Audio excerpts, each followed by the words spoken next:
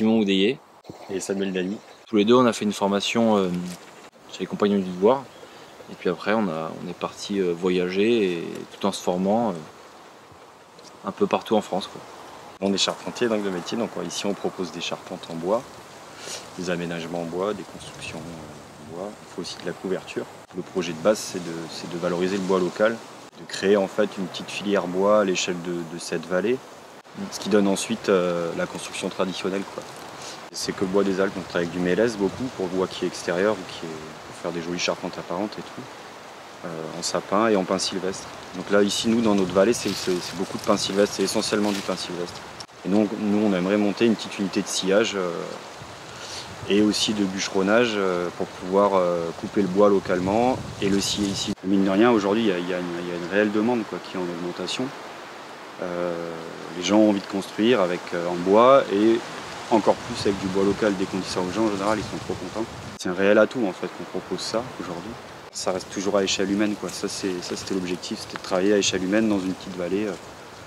Voilà, on rayonne dans le coin, on essaye d'être les charpentiers de la vallée de l'Esteron. Et voilà, c'est ça.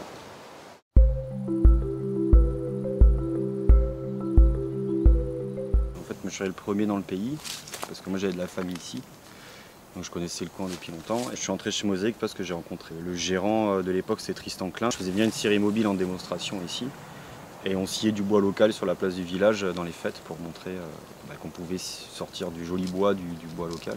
En discutant avec lui, mes freins, c'était en fait, je suis obligé de monter 2 statuts en fait à l'origine. C'était un en charpente dans le bâtiment et un dans l'exploitation forestière, et le sciage et tout, c'est pas du tout les mêmes structures qui peuvent accueillir ça normalement.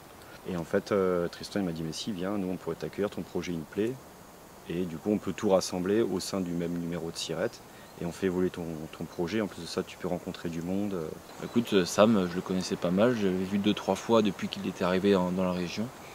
Et puis je lui ai demandé si ça le dérangeait, si je venais bosser avec lui. Il m'a dit mais viens, on fait quelque chose. Et du coup, je le tannais pour qu'il vienne, je lui disais que si, il y avait du potentiel mais il fallait qu'on soit plusieurs, quoi, dans le... Et du coup, moi je suis arrivé et j'ai bossé un peu avec lui comme ça au début. Et puis après, il m'a dit pourquoi tu rentres pas chez Mosaïque, c'est un bon statut pour le statut CAP qui permet de rentrer tranquillement dans l'entreprise et voilà, de se créer un nom, une trésorerie et puis évoluer, quoi, voilà, faire grandir l'entreprise, quoi. Ouais, Mosaïque, sûr que ça a été un super support du coup, parce que nous deux, en association, voilà, par le biais d'un statut classique d'entreprise, SARL ou quoi, ça aurait été pas évident. Déjà en plus on est aidé au niveau de la comptabilité, donc déjà on a moins de travail au niveau de tout ça, on peut vraiment se concentrer sur notre métier et notre boulot, c'est-à-dire qu'après on prend du temps sur les conceptions, on prend du temps sur les devis, on prend du temps avec les clients pour qu'ils aient vraiment ce qu'ils ont dans l'idée, et on leur en apporte aussi. Et le support Mosaïque, voilà, ça fait que ça aide vachement là-dessus en fait. Parce on est délesté de toute une partie du boulot, et en plus de ça, des fois on a tendance à trop se délester, mais du coup on nous appelle en disant il faut faire attention, un peu de compta, un peu de notes de frais, un peu de tout ça. Et c'est vrai que là-dessus c'est vachement bien. Et puis on a aussi une oreille attentive sur... Ça a toujours fait du bien d'avoir quelqu'un au téléphone et de discuter avec. On sait qu'on n'est pas seul, quoi. Ouais.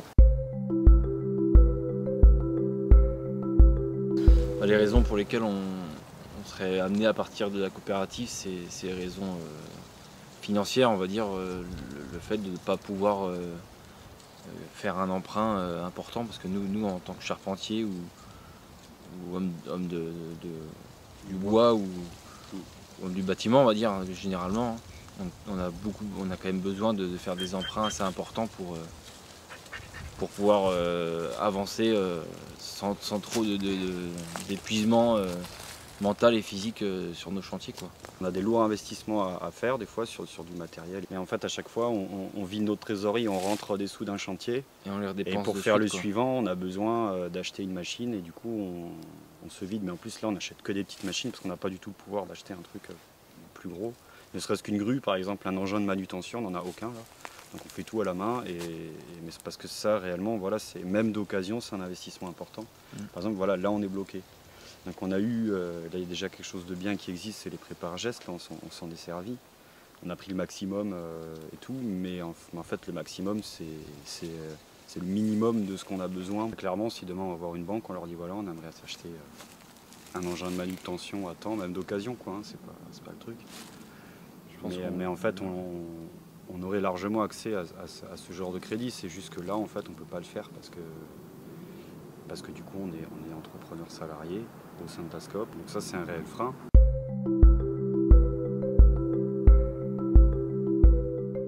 Notre avenir, forcément, si on a le droit à des aides, si on arrive à se faire financer un atelier ou si on arrive tout simplement à avoir un atelier avec un peu de matériel, dans le but c'est aussi d'embaucher du monde parce que nous deux c'est bien, mais comme je disais tout à l'heure, tout faire ça devient compliqué quoi. Donc après d'avoir du monde qualifié à l'atelier pour pouvoir déléguer un peu, c'est super intéressant. Et puis aussi dans le futur avec Sam, comme nous on était apprentis à 16 ans tous les deux, on a été formés par des gens plus vieux que nous, et dans le but on aurait aussi formé des jeunes quoi. Parce que le métier passe par la transmission, sinon il n'y a plus de métier quoi. Donc ça, si on peut un jour aussi avoir des jeunes, donc si on arrive à un effectif de 4, 5, 6, 7 quoi, dans le but quoi. Et puis de tourner autour de ça, autour de la forêt, du bois quoi. Nous c'est aussi notre métier, mais aussi notre passion, donc c'est un truc qu'on porte aussi à cœur quoi, quand même. Voilà. Là, voilà, ce qui est important, c'est d'avoir un atelier pour pouvoir travailler dans des bonnes conditions et arriver du coup à terme à créer cette petite filière bois locale, quoi, qu'on soit plusieurs acteurs, c'est-à-dire ceux qui transforment la matière première ou qui vont même la sortir en forêt éventuellement et ceux qui font ensuite les constructions avec, quoi. Ça c'est le but, ça c'est l'avenir quoi.